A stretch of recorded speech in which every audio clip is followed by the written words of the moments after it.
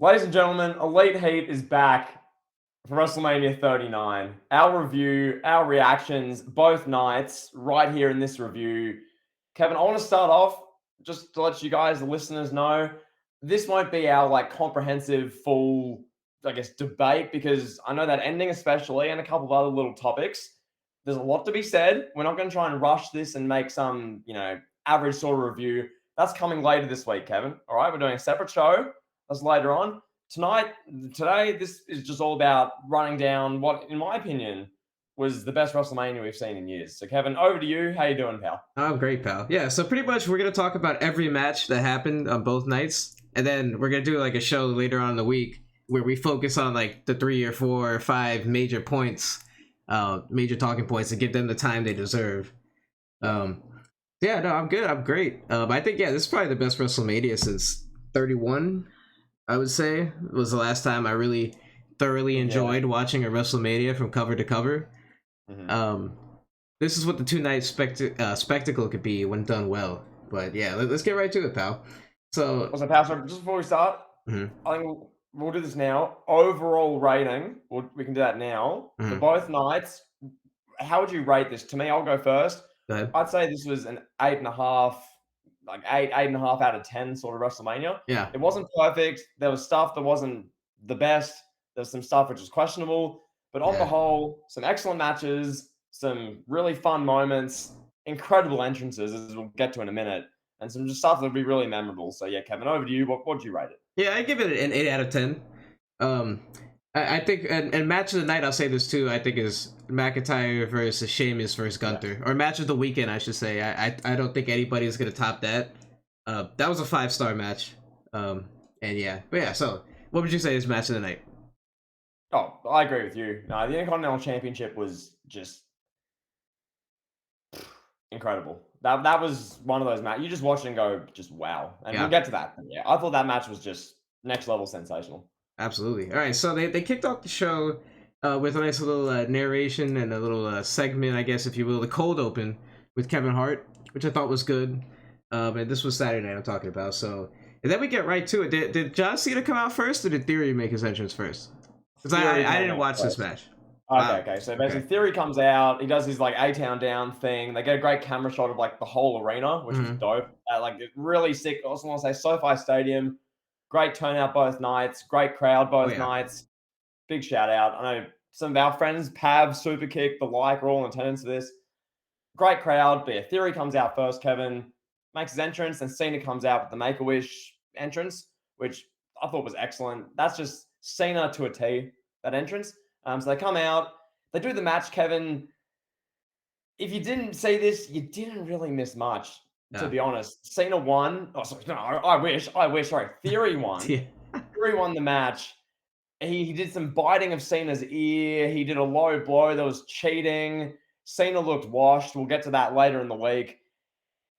This was okay. It's cool seeing Cena to start a WrestleMania, Kevin. That's the big thing. Cena starting a Mania was good. But the match itself left a bit to be desired. It wasn't the greatest opening match, but it was fine. Yeah. Right. Yeah, and I'm gonna watch this back before we do our show later on this week. This was the only match of the weekend I didn't get to see. I did watch Cena's entrance. I thought it was great. I feel like that was the highlight of the match, though, just from what I saw. So yeah, so then we had the men's WrestleMania showcase. The Street Profits won.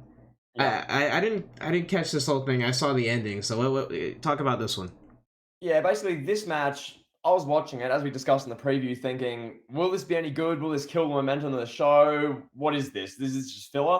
And then within about a few minutes, the spots they were doing made me invested. This was a bit of a spot fest, but I mean, it's a filler match. That's what it's there for. I know the big Tower of Doom spot they did, which had like 7 guys involved. That was memorable. I know Gable, he like deadlift suplex Braun Strowman. That was really good. And then there was some stuff with Montez Ford as well. And just generally, Kevin, Braun Strowman did a frog splash dive. Like some of this stuff, the match ended up being fun.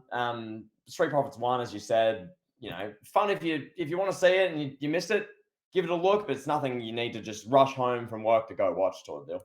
Absolutely, yeah. By the time I tuned into it, it was like, it was already like going pretty hot and heavy. So yeah, so I thought it seemed like a fun match.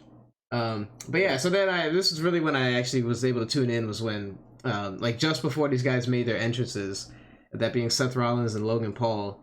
Man, a lot happened in this match. There was a lot going on. I mean, we had a prime bottle.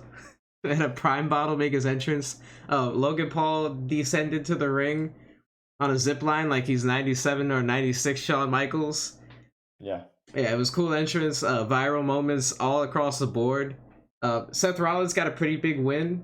This match was good. I don't think it was quite as good as I was expecting it to be. I think that was just because I put my expectations really high. okay. I was expecting like a 5-star, like Matt classic. I thought this would be the match that Seth Rollins hit that next level. You know how we were saying that he's like he is the modern day Shawn. I thought this would be the one match that we point to and say, yeah, this is Rollins getting to that next level. You expected that with Logan Paul? Yeah, well, I know. Okay, I know. It's weird to say. But Logan Paul, I mean, he had good matches. I think Logan Paul had a better match with Roman when they wrestled. That's just me. But yeah, I don't know who else Rollins really could get to that level with if it's not Logan. But I guess Kevin, he's going to have a match with Roman as a part of Roman's now soon to be 1,000-day plus title reign. I guess they're going to do that sometime in the future. I guess. Yeah. Because who knows? But yeah, Kevin, this match, Rollins and Logan Paul. If you've followed KSI as a YouTuber, as soon as you saw the bottle of Prime and how that person in the bottle was standing, you knew it was KSI. It was obvious with how they were standing, and then eventually they do the big reveal. They do the big facial expression thing, which that was really well done. That was good. I love the spot they had Logan Paul on the top rope at the Prime bottle, and then KSI's got the phone. He's filming a TikTok basically, and they do the switch, and then Logan Paul takes out Rollins on KSI. And the other good part I really enjoyed was when Logan Paul was going to go coast to coast, and then they had the super kick spot, which that was great.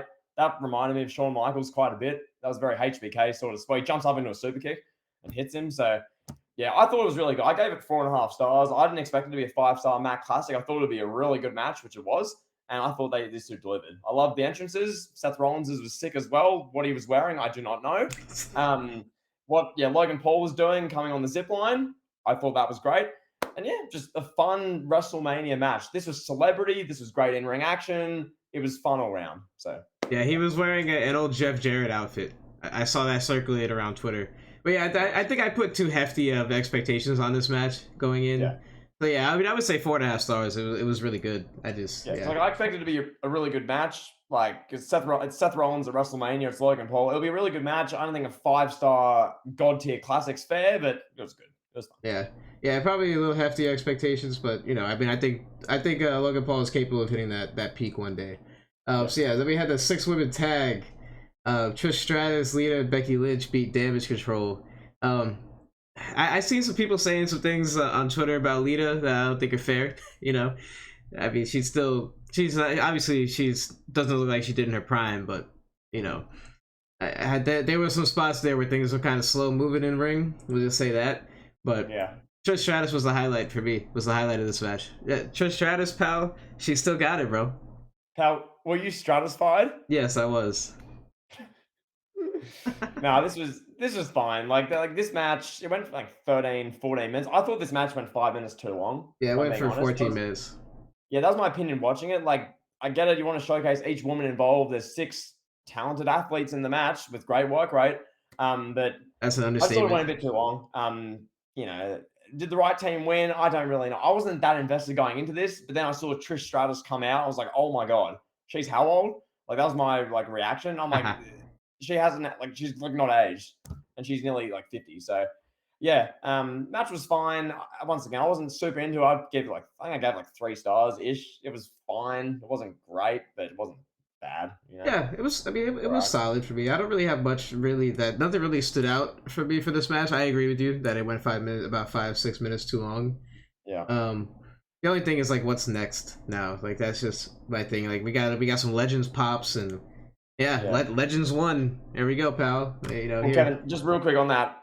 I feel like the what's next thing, it's like that for a lot of what's going on now after WrestleMania. And we'll get to a lot of this in our debate show later in the week. We'll film that show after Raw's aired. So maybe we have some answers. But yeah, a lot of what's next. But that said, let's keep it rolling. Yeah, so we had a big match after this. Rey Mysterio versus Dominik. Yeah, I was personally looking forward to this one the most. Rey Mysterio had an iconic entrance. Yes, I mean he came out in the lowrider with Snoop Dogg driving him to the ring. Nothing but a G things playing, and then they played Eddie Guerrero's theme music. I got chills honestly watching that live, just like hearing Eddie's theme, and wow, yeah. And then Dominic made his entrance, which was like that's like the epitome of sports entertainment. Like when you think of the ridiculousness and over the top of wrestling, like that's something that will define that. Because he's like being escorted from a prison basically. He's in handcuffs, got the prison guards escorting him to the ring. So over the top, so ridiculous, but it works. It just makes him like that, makes him more of a heel than he already is. And then they got into the ring and they went what? They went 14 minutes as well. And I thought it was a good match. You know, like it was good. It was like, what would you give it? Like a 4.5? Would you give that one like 4.5 stars? I think I gave it like 4.25, but Yeah. for like how entertained I was, it was like a 5-star match in the sense of those entrances. I don't know, Bad Bunny was on commentary for the Spanish version, which must have been cool. Yeah, that was cool. Understand the language. I thought just generally the presentation of it. The one thing I didn't like, I thought this was dumb. Did you need the Cinnamon Toast Crunch sponsorship in this match? Really? Bro. Do we need the ringside barricade? That's what I was thinking. Colored? Like, come on, this is Rey and Dominik. You have Rey Mysterio come out, and I tweeted this, Kevin. All things considered, with the tribute to Eddie, the fact that this is WrestleMania in Hollywood, and that Rey wrestled Eddie 18 years ago at that show, and this storyline with Dominik, you got Snoop Dogg there, you got the lowrider. I thought Rey Mysterio's entrance, all things considered, was one of the greatest WrestleMania entrances of all time. And we saw some great stuff, great entrances on this show. This was some of WWE's best entrance work. But that Rey entrance, all things considered, I thought was one of the best ever. So you have that.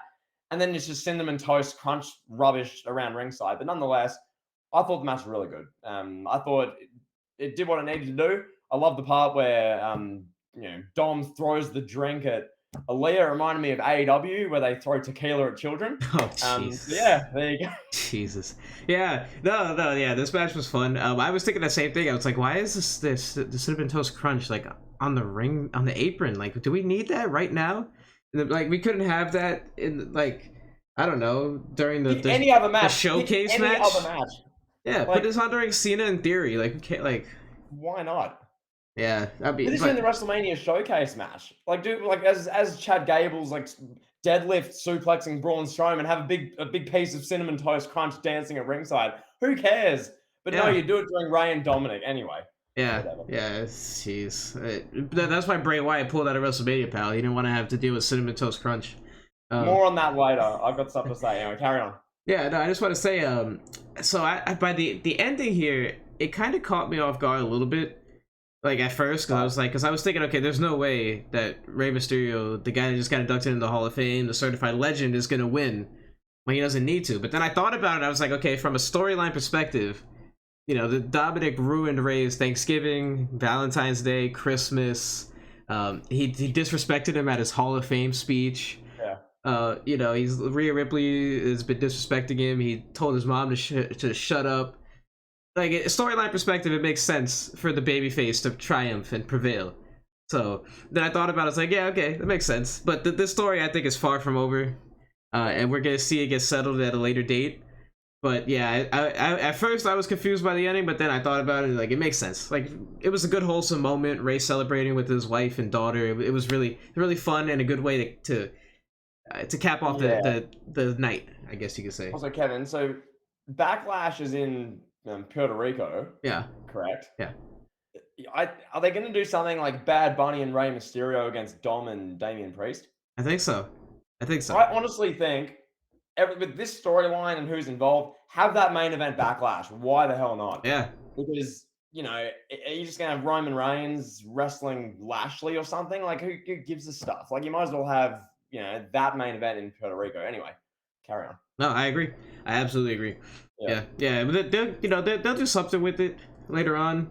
So I think for the night, Rey winning, I didn't have a problem with it. But yeah, so then now we got Rhea Ripley versus Charlotte Flair for the SmackDown Women's Championship. Because real quick, There's so much love for this match on social media. Yeah. And like people, as in by love, I mean people saying like 4.5 stars, oh, the best match I've seen in women's wrestling in like a day. I'm like, do it was a different match.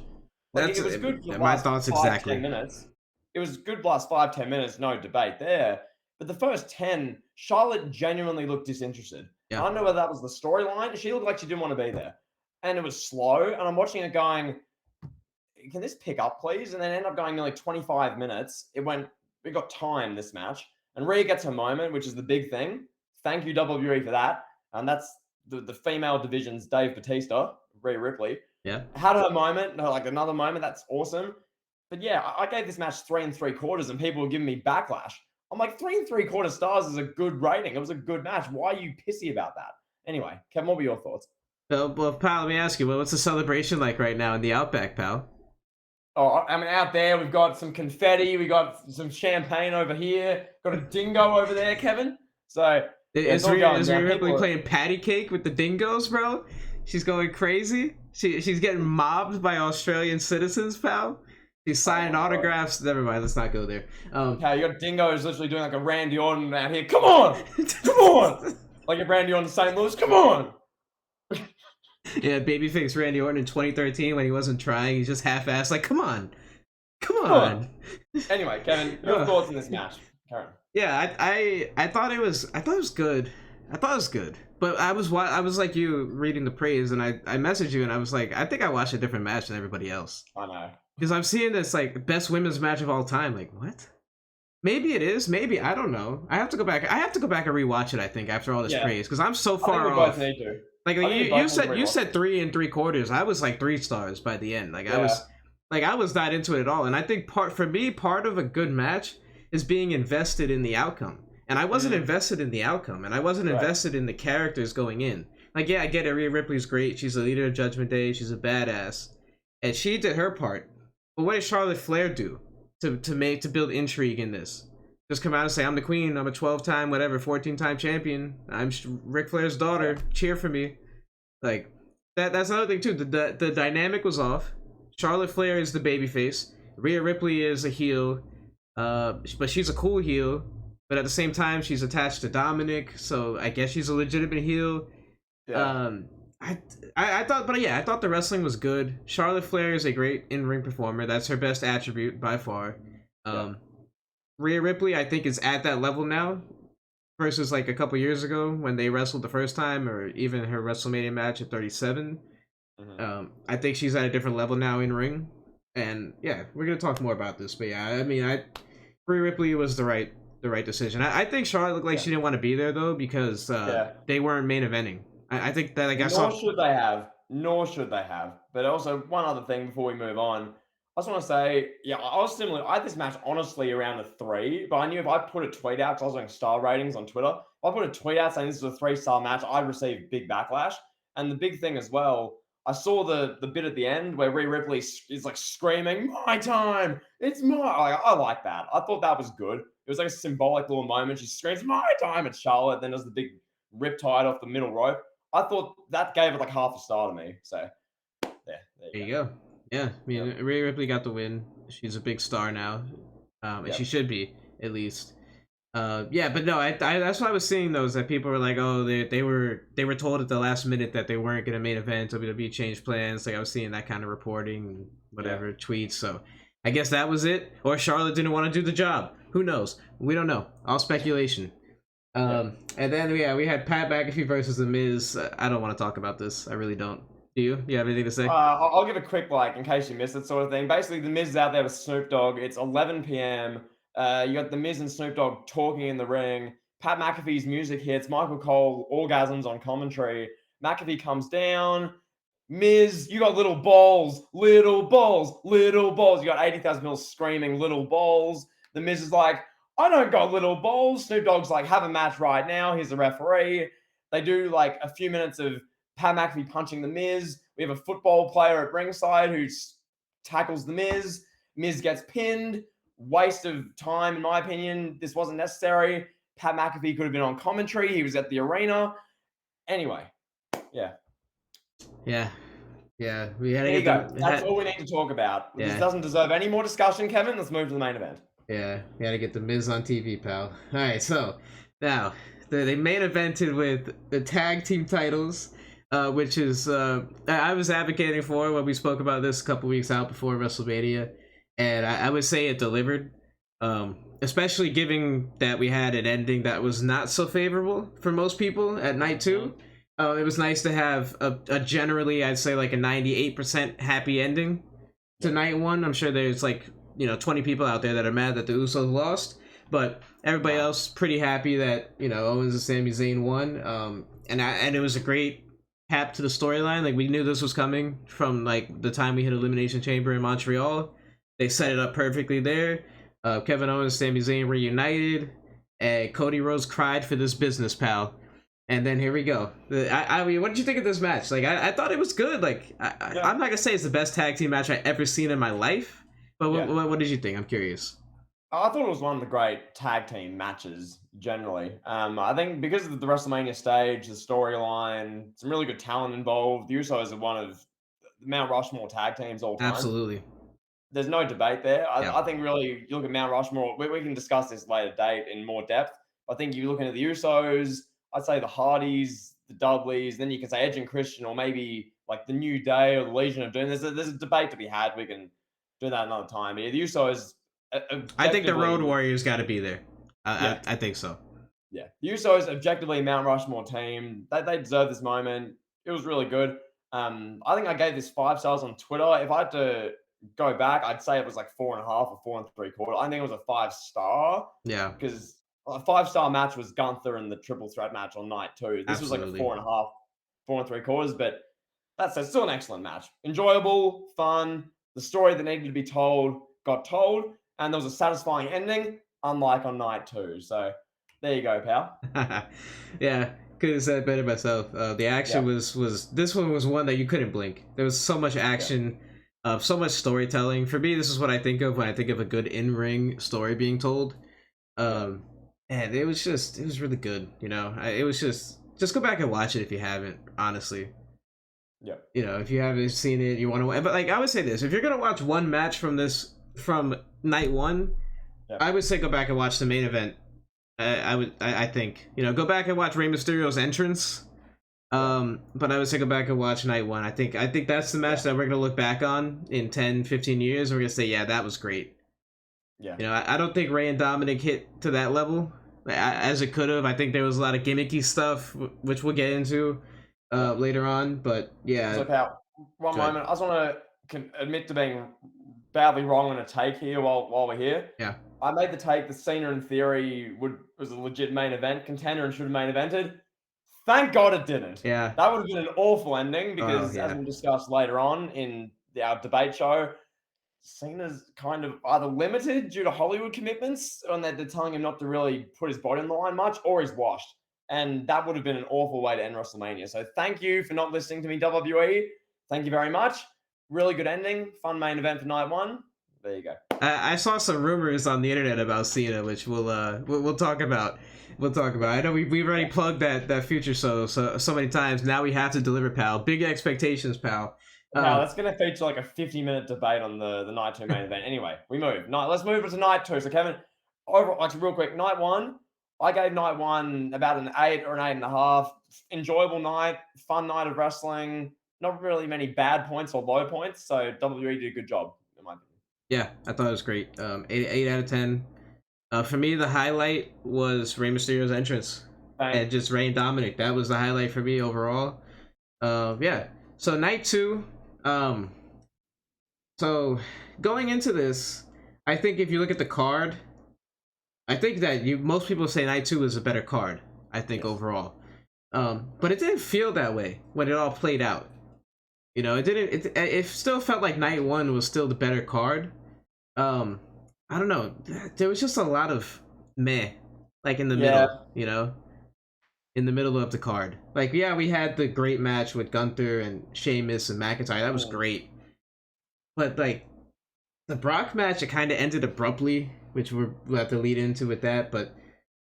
And then like Can I just rebut Yeah. that real quick? Sorry, just before you go. I Mhm. think night one was much more like consistent. It was like consistently pretty good, or like the bad parts were just like decent. Yeah. Whereas night two, like the great with like the triple threat match, Yes. or most of the main event, that sort of stuff is like exceptionally amazing. And then the bads, like Shane McMahon snapping his leg. You've got like a women's match where Ronda Rousey's not trying and just ends, and some really so like the gap was so big, and it was all over the place. Night one was much more consistent. Exactly. Yeah. Like I said, there was just some meh in the middle of the show, and Yeah, yeah. So they started off the night with Brock Lesnar and Omos, which is perfect it. start. Yeah, Perfect which start. is interesting because like Cena and Brock were in the same position here. Cena and Brock are both in there with young guys who we don't know what their future is going to be like. We don't know if they're going to get future endeavored in 18 months when Vince McMahon needs to pay more hush money. They're not really made guys yet, and there's really no trajectory of them being made guys. I think if you ask me, Theory is the guy WWE is going to push, but Omos is the guy I think they should push. I think there's more money in Omos. I would absolutely 1000% say that. And when you look at Theory, you look at Omos. Theory's been overpushed. Omos has been, he's been kept away, which I think is smart. Keep the aura about him as a giant, keep him special. But with that being said, this match, I thought it was fun. Like I said, it ended abruptly, but I thought it was so fun. Like Omos throwing around Brock Lesnar. Are you kidding me, bro? What? This was so good. I love this. Like I was just it's something about Brock coming out. Like Brock Lesnar is a true special attraction. He's a once in Yes, a lifetime athlete, and to know that he might not have long left, his music hits one of the best theme songs in wrestling ever. yep, You're hooked. You're like, oh my god, Brock's here. Like you can't not pay attention to Brock. And then he comes down, and Kevin, as you allude to, almost throwing him around, like he like flung him like 3 times. He was like hitting Brock. Brock was selling his back really hard. Brock's one of the best sellers in wrestling history. I absolutely, love this. I thought this was amazing. Like this was 5 minutes. Everything it needed to be. It didn't need to be 10 minutes. Didn't need to be 15. This was you couldn't look away. And Kevin, to me, I speak for myself here. I'll get your opinion in a moment. To me, I watched this. I've never been the biggest Omos guy. To me, I've always thought he was like, okay, decent. It's Omos. I didn't really have an opinion. After what Brock did with him tonight at WrestleMania Night 2, I'm now a fan of Omos. I want to see Omos do well.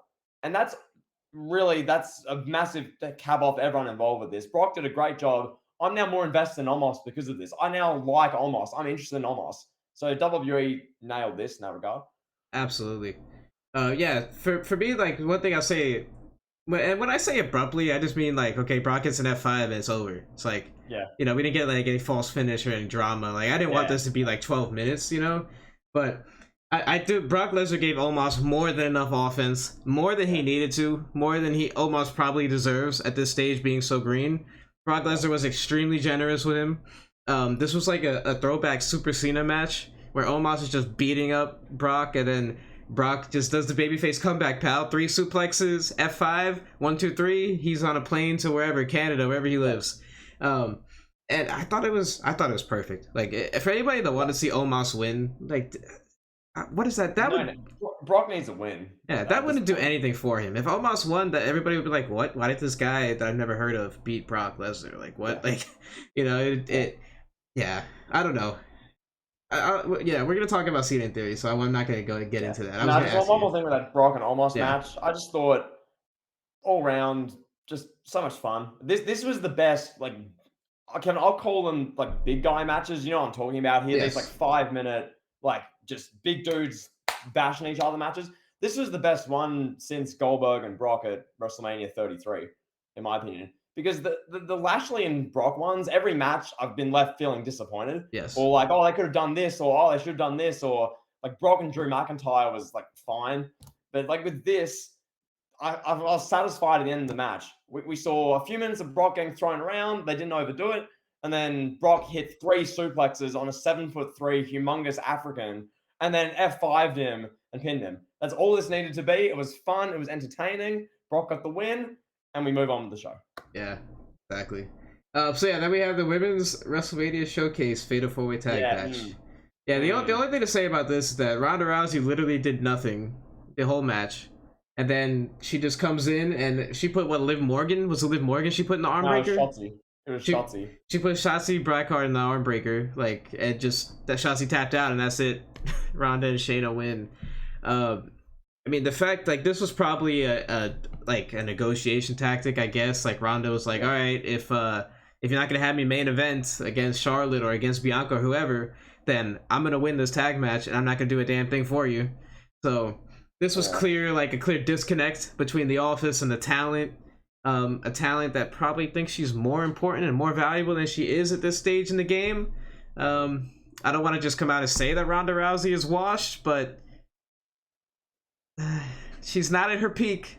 She's not at her peak like she was when she came into WWE, or when she had that big moment with The Rock and Stephanie and Triple H at WrestleMania 31. We're a long way removed from that Ronda Rousey.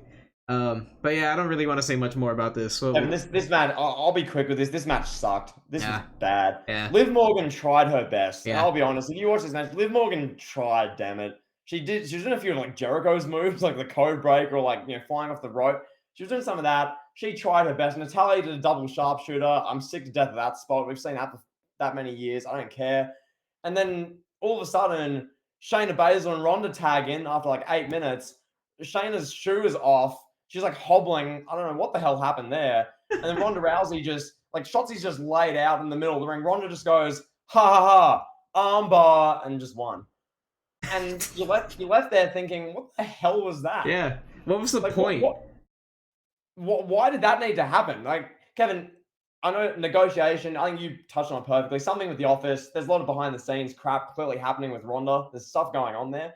But something like this, I'll get to this in a minute, but at this point later on.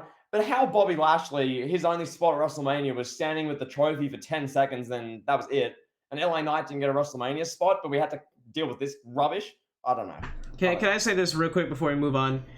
Ronda Rousey, her thing is, like, she'll always go on, like, the internet or on Twitch or whatever, and she'll bash wrestling, and she'll be like, oh, this is fake. If I wanted to, I could beat any of these people up. These fans are idiots. They're all marks. When you say shit like that, and you even if it's in character and kayfabe, and you disrespect wrestling, the wrestling business, don't be surprised when the wrestling fans fucking hate you. Like, she's the most overrated wrestler of 2022, and I think she won it in 21 too or something. Yeah. People send her death threats. People hate her, and she brought it on herself. This is not like, I don't know. Give me an example of somebody that's hated for no reason. Yeah. There's a few. I can't even on top of my head, but there's a bunch. Yeah, this is not. I don't know. I can't think of one, but this is not an example where Ronda Rousey is being hated for no reason, and it's like, okay, she's not. I don't think she's like, we already talked about the overrated thing, but she brings most of the hate on herself. Like, so you get what you reap with yourself. But yeah. I was like, I'd say one more thing, Ronda. Just get her in a program. Have Bianca Belair feud with Ronda at SummerSlam. Have Bianca Belair beat Ronda. That will be a big win for Bianca Belair, and a bunch of people hate Ronda. So that's where to go with that. Anyway, we move. Enough about Ronda. Yeah. Move on. So yeah, Gunther versus Sheamus versus McIntyre for the Intercontinental Championship. Yeah, this was the highlight of the night. The highlight of the weekend. This match was everything that we said it would be. Everything that we thought it would be. Man. Wow. Just wow. These three guys, they beat the hell out of each other. That actually hurt. It was just nuts. I was speechless at the end of this. Like, I was just like, the physicality.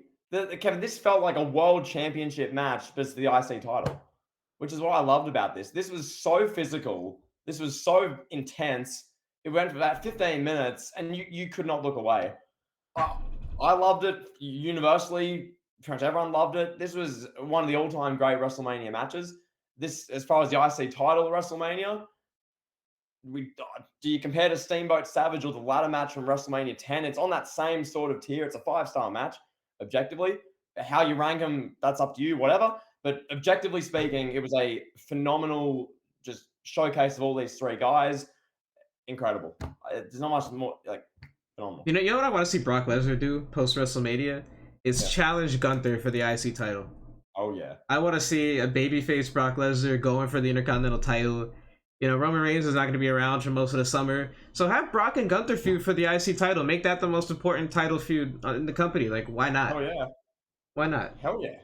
That'd be money, especially after how Gunther looked in this match. Like, I love the part where you've got Sheamus and Drew doing like later in the match, just beating the crap out, hitting finishes on each other, and you think you're like, oh my god, you thought Sheamus was gonna win, you thought Drew was gonna win, and then Gunther comes in and just like power bombs him and slams Sheamus onto Drew's head and then slams Drew and then bashes in Drew McIntyre and then pins him, and it's just the first time Drew's been pinned in a long time, apparently. I think. I don't know if that's how true that is, but yeah, just great stuff.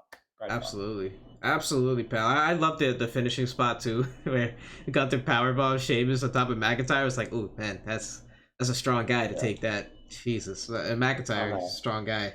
But that's what I said. Like those three guys love like just beating each other up. Like that's what they were saying throughout the match. Commentary as well. And can I just say one thing for this whole weekend? Michael Cole. This is, I think, his best performance at a WrestleMania or just any show in his career. I think Michael Cole was a shining light on commentary. Corey Graves was his usual self, really up and down, some questionable calls, some good stuff. Michael Cole was exceptional, and this was his finest moment on the show, I think. Was it this match where Titus was on the desk? Yeah. Oh yeah, Corey Graves was unbearable in this match. I could not stand him. Oh my god, bro. Oh my god. Like, get him off commentary, please. Please. There's so many better people that you could put. I'd rather have Booker T screaming shucky ducky quack quack than listen to Corey Graves ever speak again. My god. And he's not. I'm gonna do like a 3-minute rant to Corey Graves. I'm sorry. Yeah. The color commentator is supposed to be a wrestler, right? And Corey Graves is a wrestler. I get it. He injured himself. He retired. Nobody knows who Corey Graves was prior to him being a commentator. Nobody knew him as a wrestler. He wrestled in bingo halls. That's where he made his name. He wrestled in Ring of Honor. All right? Like, I want a legendary color commentator. I want a guy like Jesse Ventura or Gorilla Monsoon or Jerry Lawler. You know, somebody that people have heard of as a wrestler. Someone that I could take their opinion serious. Like, this would be like if NBA on TNT. Instead of having like Charles Barkley and Shaq, they had Brian Scalabrine on the panel. Like, get the fuck out of here with this guy, bro. Please. Yeah. Enough of him. He was yelling at Titus. Oh, you do your job, and I could do your job. I'm gonna go high five kids and be an ambassador. And you could take my job. Like shut the hell up, bro. Like, stop making this about yourself. You're screaming over this great triple threat match. Yeah. Like, what an unprofessional. God, I hope somebody reamed him out in the back for that. All right, moving on. Yeah, we'll leave it there. There's plenty more to go on with that. I just think Titus was great. He was actually really good. And it goes to show you, we touched on it before, Pat McAfee was in the building for night one. You could have had him on night one. Why not have just had Titus do night two, or at least more of it? If Titus could, anyone can do that. It's not that Michael Cole, at this stage of his career, can carry a commentary position. The other guy can just add foil and be an ex-wrestler who actually knows stuff. So, carry on. Absolutely. All right, so Bianca Belair versus Asuka. Singles match for the WWE Raw Women's title, pal. Yeah, I thought this was like, man, this could have been so much more than it was, I think. From like a build-up perspective and a storyline perspective. I thought the match was fine.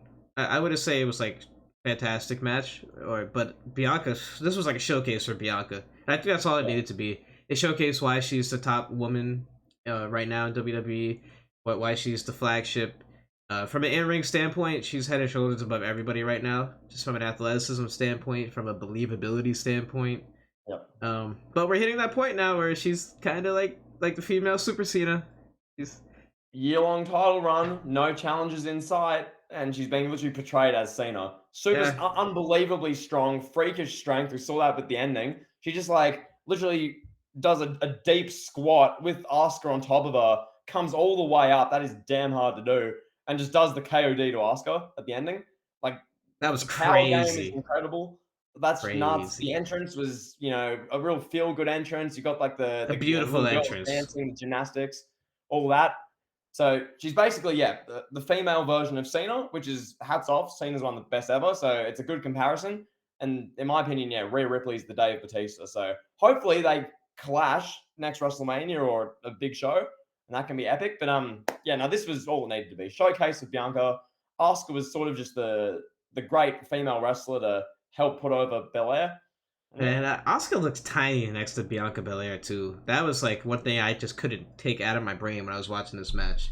Yeah, but yeah, like we said, it's all it needed to be. All right, so then we had another segment with the Miz and Snoop Dogg that led to another Oh my surprise god. return. Oh my So god. this Oh my led god. to I actually went to the kitchen. I got up. I legitimately got up when I heard that the Miz and Snoop Dogg were in the ring. I got up and I went to the kitchen. I forgot what I was doing, like making a Okay. sandwich or something. And all I heard was Shane McMahon's music, and I was like, "What? What is Shane McMahon? Like, is that real? Like, that can't be real. I'm being trolled right now."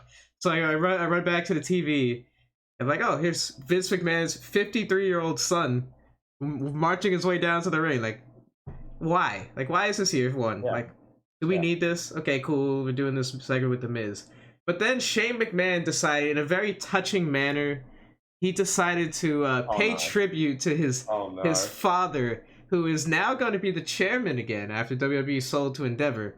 Shane McMahon, in honor of Vince becoming chairman again, decided to pay tribute to him. Kevin, his knee imploded. Come on, for real. By blowing out Seriously. his knee. He paid tribute to his daddy, pal, from Royal Rumble '05 when Vince blew out both quads. Shout out to Shane McMahon. No, but seriously That's though, terrible. seriously, That's yeah, terrible. yeah. Shane, he has an impromptu match with the Miz. Shane blows out his knee, and then Snoop Dogg does improvs and just beats the Miz in a match. You had to have watched this live. This is something which this is a WrestleMania moment. Yeah. It wasn't a scripted one, obviously, and hopefully Shane is not too bad the damage there. But watching this live, I was on a call with Brian during this. I saw this right away. As soon as like Shane, his knee like buckles and he kind of falls, and then the camera just cuts to the Miz, and all you see is the Miz kind of bouncing around. Like Miz doesn't know what's going on. He's like looking, and it shows the Miz for like 5 to 10 seconds. I'm like, Shane's done his knee. Something's happened. They're calling an audible. Like Shane's hurt himself for real. Oh I don't think man. Brian caught this right away because I was just yelling like Shane's hurt himself. They've done something. Something's happened here. And then what we get is Snoop Dogg going up on the apron and being like, "I'm gonna beat your ass, Miz." And then he hits the people's elbow, and then Snoop Dogg pins the Miz. And I'm thinking, only in WWE, this is the most WrestleMania thing you'll ever see. Shane McMahon makes a surprise return. His knee implodes. The Miz just gets pinned by Snoop Dogg with one botched people's elbow. And then that was that. And they go to commentary with Corey Graves and Michael Cole. They're just like, anything can happen at WrestleMania. What a WrestleMania moment, Corey. Oh Like, it was man. just, Great. I didn't even know. Like, but yeah, seeing Shane, because the camera cut away like as soon as it happened, but Shane's, he buckled. His knee just gave out. It was hard to look at. Yeah. Absolutely. All right. So then after this, we followed that Matt classic with with Edge versus the Demon Finn Balor. So before we go, I don't know at what stage exactly, I forget now, but at one stage, Bobby Lashley on night 2, I think this was actually like Oh 30 yeah. minutes in the show. So Bobby Lashley's music, they show a video package of the Andre the Giant Battle Royal. We get a recap of that. The trophy's on the top of the stage. Lashley comes out. He like walks 30 meters or like 90 feet down the aisleway. He just he like flexes a bit, and that was it. That's all we got from Lashley. He came out for about 30 seconds and flexed, Kevin, and that's all we saw of him. And then, Ridiculous. Kevin, I'm watching this show, and we'll get to this after the Hell in a Cell match. I have something to rant about, but first off, we'll get to Hell in a Cell. I was going to say something here. No, go ahead. Oh, no, I was just going to say, so we'll talk about Hell in a Cell in a second, because that's what came next on this show. But what I hated, this is the one thing I really didn't like at this WrestleMania, Bobby Lashley and LA Knight. How, excuse me, how they did this, Kevin? They do the Hell in a Cell match, which we'll discuss in a moment. Then what do we get? We get the Hall of Fame stuff. Cool. Legends, Hall of Fame. They get their moment. Awesome. Then they just show us Seth Rollins' entrance in full from the night before for 3 minutes. I don't know why they did that. So that's 3 minutes. Then there's a 2-minute Baron Corbin and The Miz DraftKings commercial. I'm thinking to myself, this is 10 minutes. Okay, the Hall of Fame, cool. This is 5 to 10 minutes. You clearly have nothing to do. Have Bobby Lashley come out with the trophy. He can stand in the ring and be like, this is a joke. I literally beat Brock Lesnar like twice. I won this battle royal. How do I not have a damn spot on this show? LA Knight can come out and cut a promo. The crowd can go nuts. Then they can do a match or whatever for like 2 minutes. You know, they both get a spot. But no, Kevin. Instead, we have Baron Corbin playing DraftKings with The Miz. We get Seth Rollins' entrance on replay. Do this on Raw! Sorry. Why couldn't this be saved for Raw? When 1.5 million people are watching, do it then. This is Wrestle friggin' Mania, and Bob Lashley, one of the best guys in your company, and LA Knight, one of the best guys in the company, they're sitting backstage all doing like a 20-second walk out then walk back thing. Come on. Like, I don't know, Kevin, over to you. That's great. Yeah, I'll leave that alone. I'll just go right to Edge and Finn Balor. So, Ridiculous. you got the Hell in a Cell match, which, Hell in a Cell match at WrestleMania is always special. This was Edge at his all-time great for coolness. We got like some sort of a Brood entrance with like a remix theme music. Edge looked really cool, really badass. Then we had the Demon Finn Balor. You talk about presentation, you talk about entrances. Both these guys got spectacular entrances.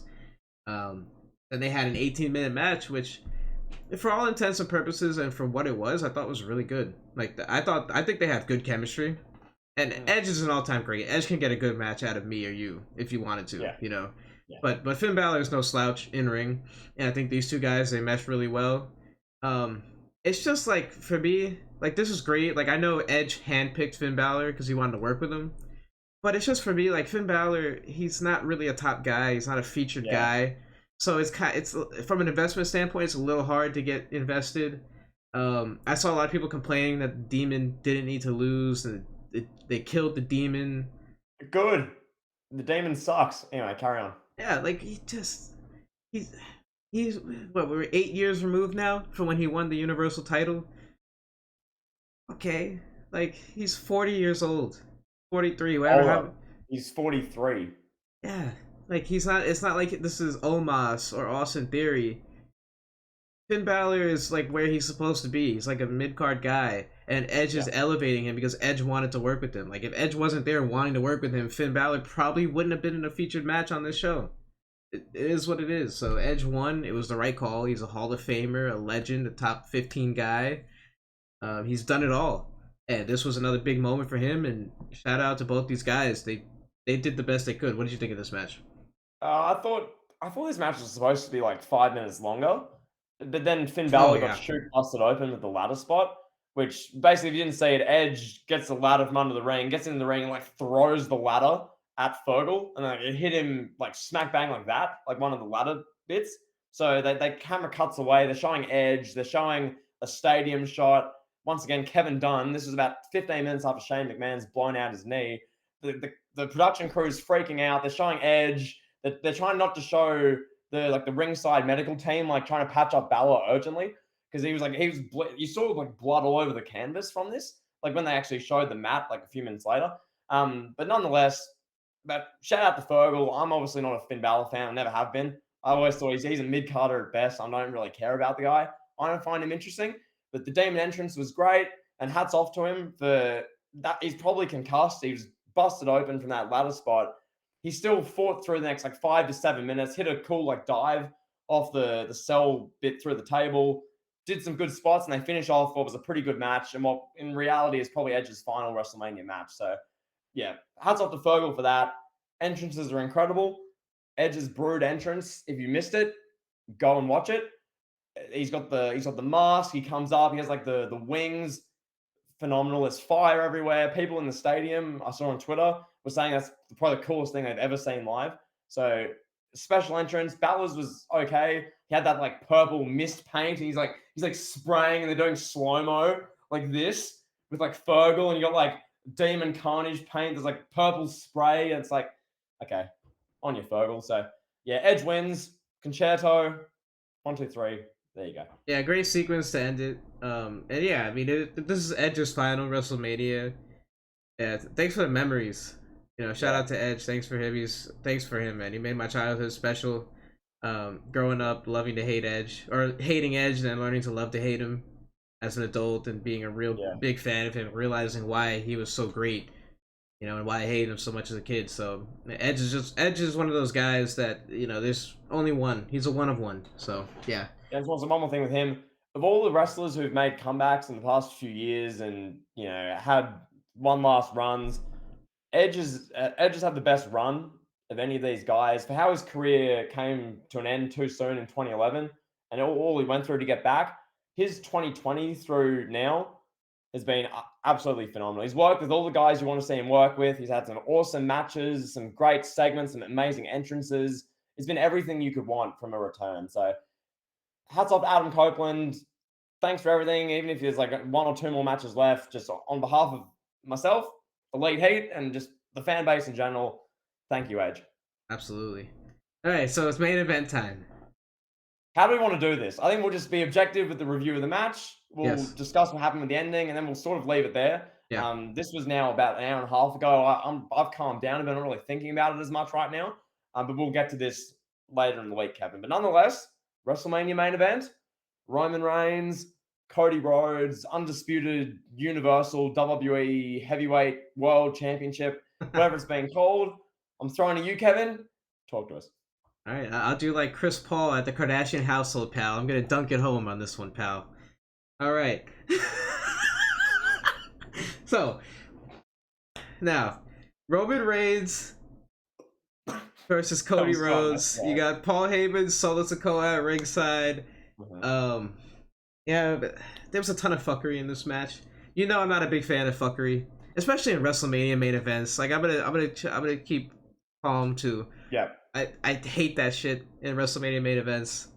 Like, can we get one Roman Reigns match without any interference? Can we just see Roman prove that he's the best without one of his cousins or the guy from the third row with popcorn? Whatever, I'll save it. But overall, the entrances were very good.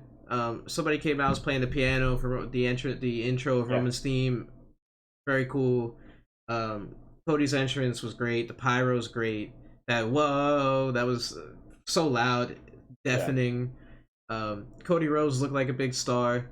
He carried himself like a big star. He got the reaction of a big star.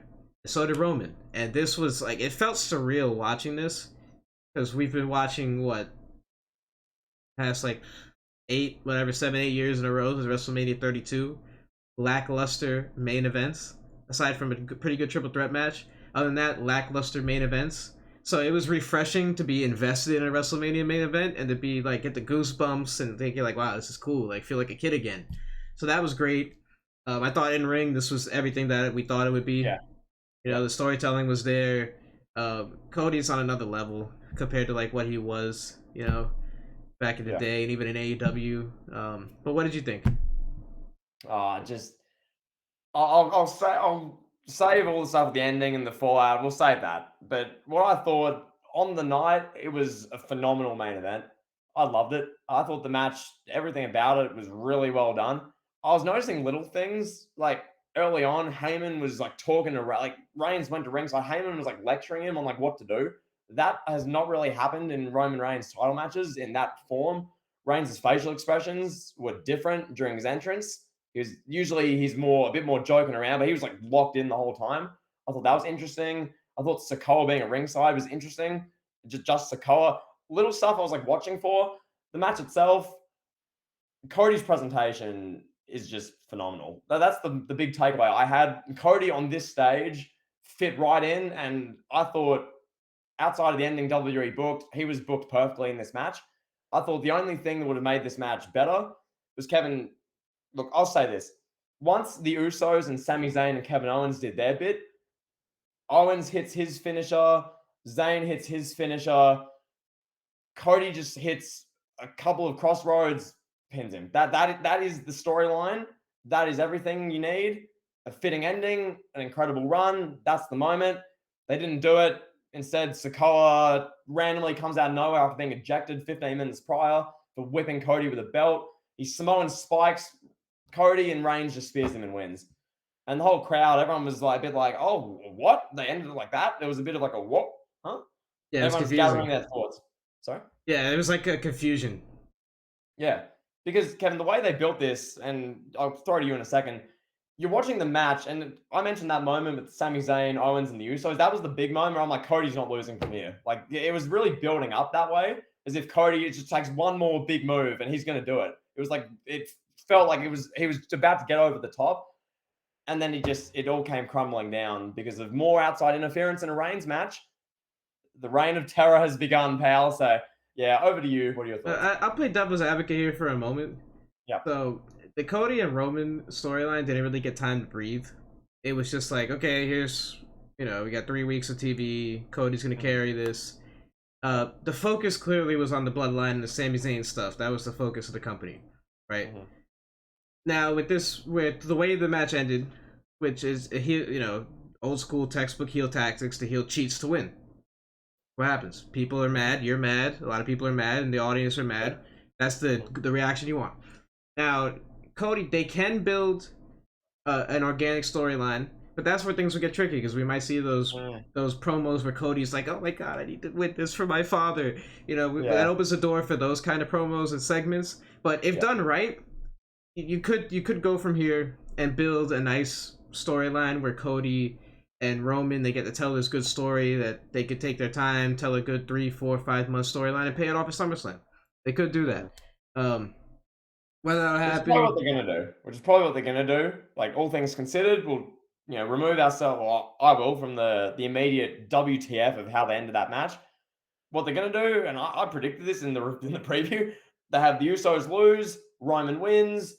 Whenever Roman decides to show up on SmackDown or Raw, it's going to be Roman scolding Usos. You failed the family. You let me down. More bloodline drama, bloodline friction. Cody will be on Raw cutting promos saying, I failed. And then he'll need a pep talk from Sami and KO to stir him into action. And then maybe at SummerSlam he wins. I don't know. But yeah.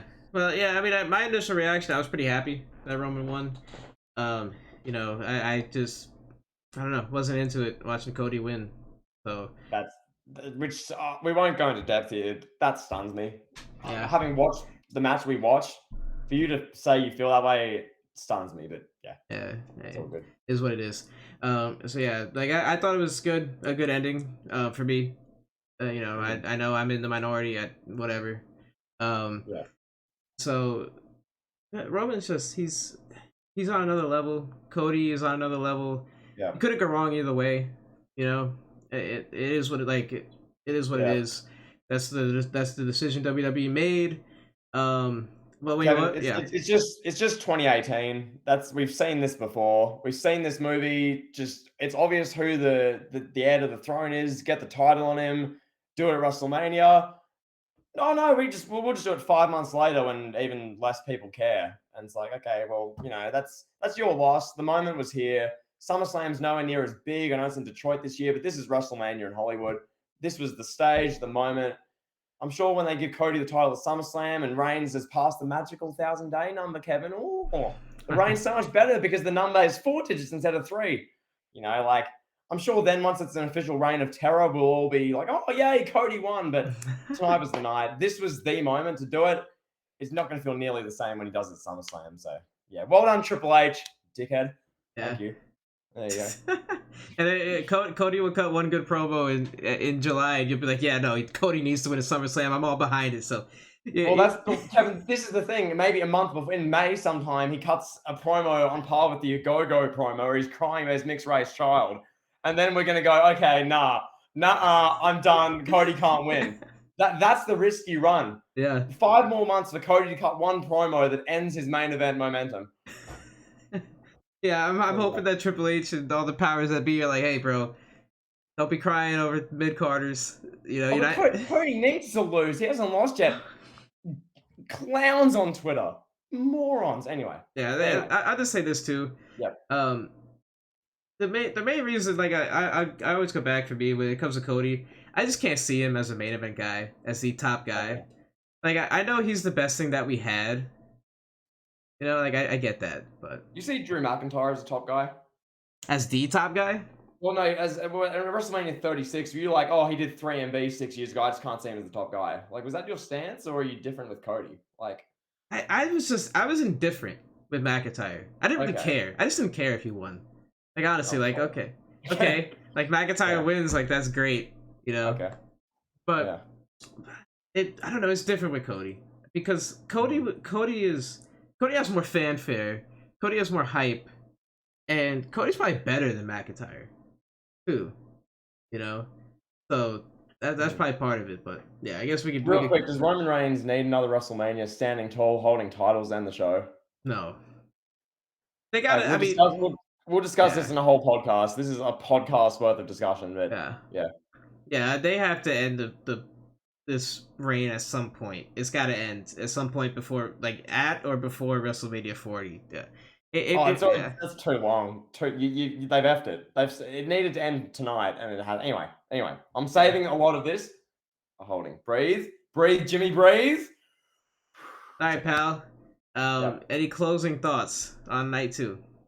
Overall, I just wrote some real quick notes. Just overall, I thought night 2 and just generally WrestleMania this year, WrestleMania 39, the best, most thought out WrestleMania card in many years. You can tell Triple H thought this show out months in advance.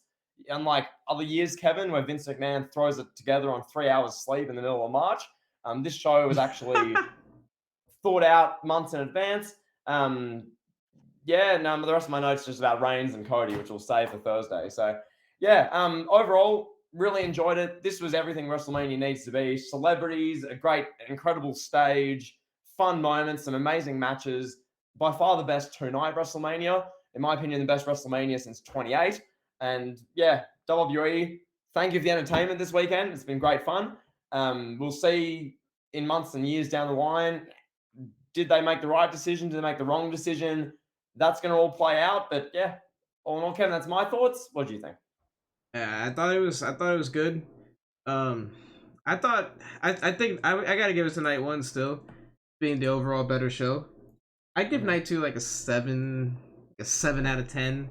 The most memorable thing for me that I'm gonna go back and look at or just like remember fondly is definitely the incident with Shane and the triple threat match for the IC title. That was, man, that's incredible. You see what happens when mid-carders, they know their role and they try to make their opportunities to try to make the best of them, But then you have people like Philip Jack Brooks that take their ball and go home, pal. So shout out to those 3 guys. Huh? You saw what happened with Shane McMahon when a wrestler just comes in, no performance center, no training, and thinks he can perform. Shane McMahon, that's just. But I think Shane McMahon thought he was on AEW Dark. I think he got confused. I know, right? Like, I saw Jobination tweet something. That was hilarious. And then also, guys like Gareth tweeted the weekend when Bianca Belair's gymnasts were doing their entrance, and they said, who let the AEW roster out on the stage? The funniest thing I've ever seen on Twitter. That is great. That's phenomenal. Anyway, any other thoughts, Kevin? I loved the show for the most part, outside of a couple of things. And we'll talk to you guys later on in the week with a big Fallout episode. Peace, pal.